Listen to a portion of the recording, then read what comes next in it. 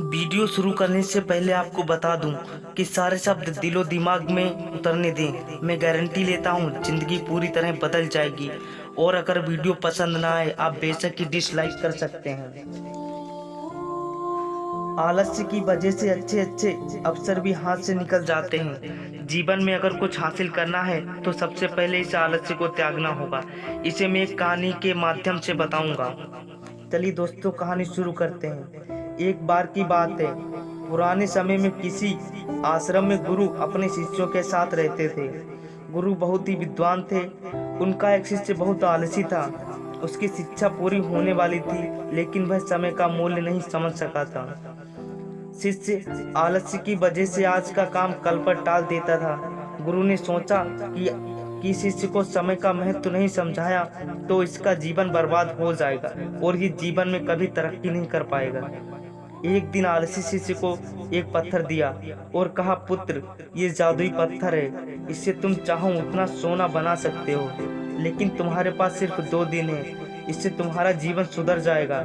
मैं दूसरे गांव जा रहा हूँ। 2 दिन बाद आश्रम लौट आऊंगा। तब मैं तुमसे यह पत्थर वापस ले लूंगा। जादुई पत्थर देकर गुरुजी आश्रम से चले गए। आलसी शिष्य पत्थर पाकर बहुत खुश हो गया। उसने सोचा, इस पत्थर से इतना सोना बना लूंगा कि उसे पूरा जीवन काम करने की जरूरत नहीं पड़ेगी। अभी मेरे पास 2 दिन है, एक दिन आराम कर लेता हूँ, अगले दिन सोना बना लेता हूँ। ये सोचकर वह सो गया।